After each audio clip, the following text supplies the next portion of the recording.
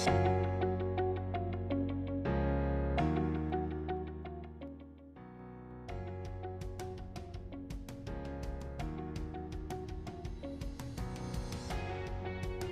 assalamualaikum warahmatullahi wabarakatuh. Berjumpa kembali ya di pembelajaran daring di minggu kedua. Semoga kalian selalu diberikan kesehatan ya, dan juga kalian selalu atau masih bersemangat ya mengikuti pembelajaran daring di minggu kedua ini ya. Hari ini kita akan melanjutkan materi di minggu kemarin ya tentang teks prosedur. Ya. Di minggu kemarin kalian telah mempelajari tentang apa itu teks prosedur ya, terus ciri-ciri teks prosedur, kemudian fungsi ya dan tujuan daripada teks prosedur itu sendiri. Nah, kali ini kita akan melanjutkan ke materi selanjutnya, yaitu tentang struktur kebahasaan teks prosedur ya. Sudah menjadi hal yang lumrah atau menjadi sebuah patokan bahwa dalam sebuah teks di bahasa Indonesia pasti akan menggunakan yang namanya struktur, karena ketika dalam sebuah teks tidak memiliki struktur, tentu teks itu tidak akan menjadi teks yang utuh ya, pasti ada satu kesatuan yang tidak akan utuh nantinya ya. Nah, sebelum kita memahami atau kita belajar tentang apa itu struktur teks prosedur, ada apa saja, dan mari kita lihat sebuah tayangan video ya yang berjudul 5 cara belajar yang benar. Ya, video ini telah dibuat oleh seorang motivator ya, Mary Riana ya. Beliau adalah seorang motivator, dan video ini ya kita akan lihat secara bersama-sama ya. Video ini bisa juga ditonton di channel Motivasi Mary ya, tentang 5 cara belajar yang benar.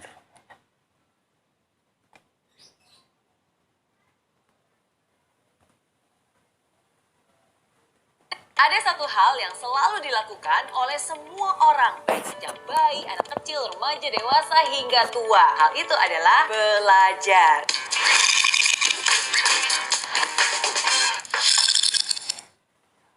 Belajar itu nggak mengenal waktu, nggak juga mengenal umur. Baik di sekolah, kuliah, tempat kerja, maupun sampai tua sekalipun, semua orang harus terus belajar. Karena belajar itu juga bisa mendewasakan kita. Tapi ingat loh, belajar juga nggak boleh sembarang belajar. Belajar juga harus dengan cara yang benar. Ada 5 hal yang harus kamu lakukan supaya kamu bisa belajar dengan cara yang benar. Pertama, mindset yang benar. Sama seperti ketika kamu sebelum berolahraga, kamu kan juga harus melakukan pemanasan dulu nih. Sama juga dengan belajar. Sebelum belajar pun harus ada yang dipersiapkan terlebih dahulu. Yang harus dipersiapkan adalah mindset atau cara berpikir kita. Pikiran kamu harus dibenarkan dulu nih. Bagikan gelas kosong yang siap menerima, bagikan spons yang siap menyerap. Pikiran kamu juga harus terbuka. Jangan belum apa-apa udah hati-hati duluan. Jangan belum apa-apa kamu sudah memblok dan bilang, udah tahu, nggak perlu, ini kan caranya beda. Kalau komentar kamu seperti itu tuh, kamu juga nggak akan bisa untuk menerima semua pembelajaran yang akan masuk ke dalamnya. Walaupun mungkin ada yang berbeda, tolak dahulu. Tapi harus ini akan sangat dicerna bermanfaat dan juga sekali diolah. Ingat, bagi dengan kalian. mindset yang benar, maka kamu pun bisa belajar dengan cara yang benar. Yang kedua, guru yang benar. Belajarlah dari orang yang pernah melakukan hal yang ingin kamu pelajari. Belajarlah dari orang yang benar-benar mengerti hal-hal yang memang kamu ingin kuasai. Kalau kamu belajar masak tapi belajarnya sama montir yang nggak pernah bisa masak sama sekali, pastinya nggak akan bisa juga kan? Kalau kamu ingin belajar renang tapi belajar dengan guru yang sama sekali nggak pernah berenang, pasti hasilnya juga tidak akan maksimal. Tapi kalau kamu mau belajar dengan orang yang ahli, yang benar-benar sudah mengerti hal-hal yang kamu ingin kuasai, belajar juga dari orang-orang yang sudah terbukti melakukan hal yang memang ingin kamu dapatkan, dan juga ada track recordnya, pastinya pembelajaran kamu juga pasti akan jauh lebih cepat dan jauh lebih efektif.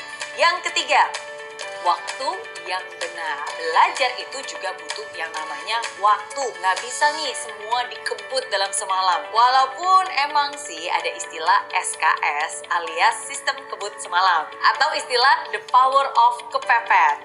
Sama halnya dengan belajar. Belajar juga butuh yang namanya waktu. Pikiran kita pun juga butuh jeda untuk bisa mengolah dan mencerna semua hal yang ada. Karena sebenarnya nih, bahkan belajar itu harus dijadikan sebuah kebiasaan. Sama seperti halnya misalnya analogi tentang mandi ataupun gosok gigi nih. Mungkin nggak sih kamu mandi selama 1 jam, 2 jam bahkan, habis itu kamu nggak mandi lagi selama 1 bulan? Pasti rasanya risih. Atau mungkin, saya kan udah gosok gigi nih selama setengah jam, berarti habis itu saya nggak usah gosok gigi lagi selama seminggu. Nggak mungkin juga kan? Pasti rasanya risih, pasti rasanya aneh banget. Sama juga, belajar pun harus seperti itu.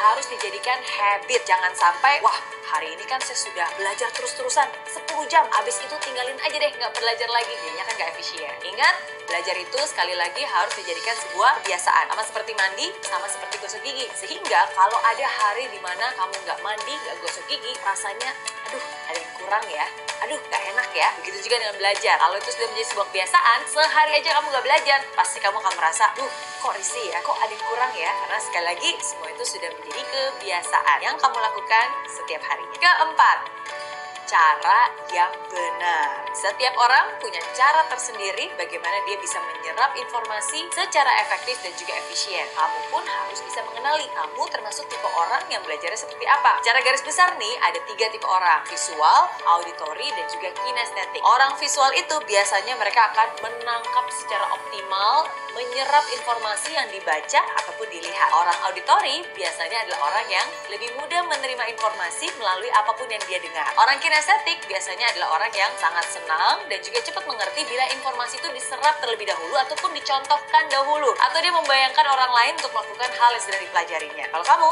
termasuk yang mana nih? Coba kenali diri kamu terlebih dahulu dan ketahui cara belajar mana yang paling efektif untuk kamu sehingga kamu bisa menggunakan cara tersebut dengan tepat. Kelima, lingkungan yang benar. Ada orang yang suka ketenangan dalam belajar, harus tenang banget. Bahkan ada suara nyamuk lewat aja, waduh, mengganggu konsentrasi. Tapi ada juga nih orang yang suka belajar dengan menggunakan musik. Jadi saat belajar, dia harus mendengarkan musik, baik itu musik klasik, musik pop, atau bahkan musik rock. Bebas. Apapun itu, yang paling penting adalah kamu tahu yang mana yang membuat kamu bisa lebih efektif untuk belajar. Ada juga nih orang yang suka belajarnya sendirian. Ada juga orang yang suka belajar secara berkelompok, biar ada teman yang diajak diskusi katanya. Boleh-boleh aja, gak ada salahnya. Yang penting kamu sendiri tahu apakah dengan cara itu pembelajaran kamu bisa efisien atau enggak. Dan yang paling penting, apapun itu, pastikan kamu juga sudah berada di lingkungan yang positif. Karena dengan siapa kamu bergaul saat ini, itu akan mempengaruhi masa depan kamu. Jadi itu dia 5 hal yang harus kamu ketahui. Jadi ingat, walaupun kamu suka belajar, gak boleh sembarang belajar ya. Karena belajar juga harus dengan cara yang tepat. Mindset yang benar, cari guru yang benar, gunakan waktu yang benar, dengan cara yang benar, dan pastinya di lingkungan yang benar.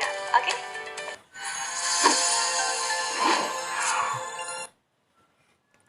Nah, tadi itu ya, sudah kita tonton bersama, ya.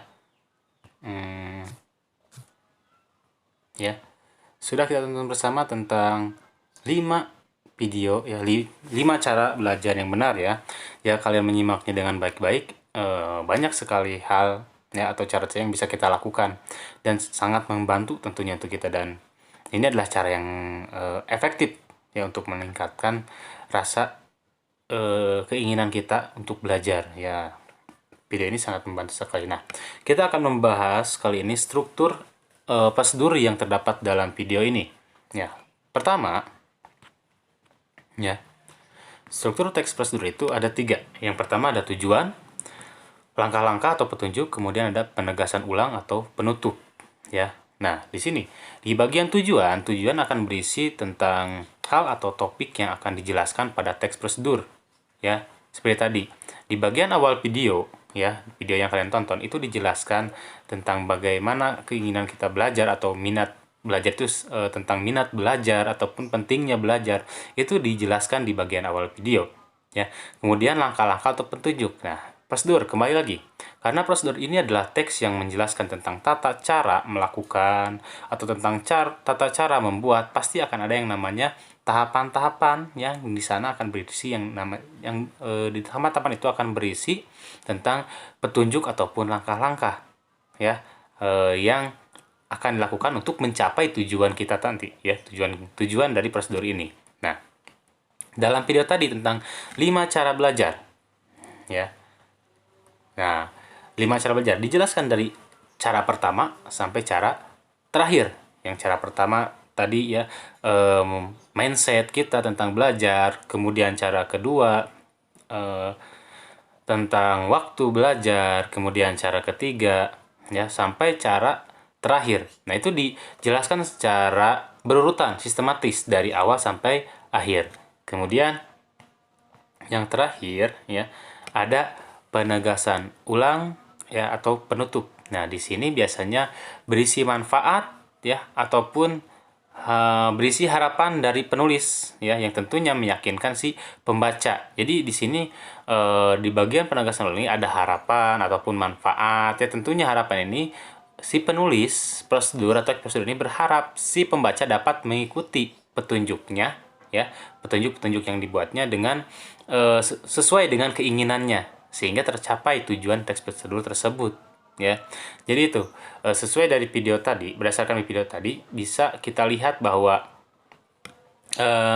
video ini memiliki teks prosedur yang sangatlah lengkap ya, dimulai dari adanya tujuan, langkah-langkah, kemudian sampai adanya penegasan ulang ya atau manfaat ya ataupun harapan dari si pembuat video. Jadi tidak selalu prosedur ini ada dalam teks, tapi dalam video pun selalu ada, pasti ada ya, karena mungkin perkembangan zaman yang mengikutinya juga. Nah, mungkin dari penjelasan yang singkat ini ya, semoga kalian dapat memahaminya ya. Untuk misal ketika masih ada pertanyaan yang kurang ya, bisa kalian tanyakan langsung pada Bapak, mungkin itu boleh lewat WhatsApp ya ataupun email ya. Untuk literasi lainnya kalian mungkin seperti biasa bisa membacanya di buku bahasa Indonesia kelas 11 ataupun di literatur lainnya seperti di internet atau buku yang lainnya ya. Mungkin cukup sekian untuk materi pertemuan minggu ini tentang struktur teks prosedur ya. Sampai berjumpa di pertemuan selanjutnya ya. Wassalamualaikum warahmatullahi wabarakatuh.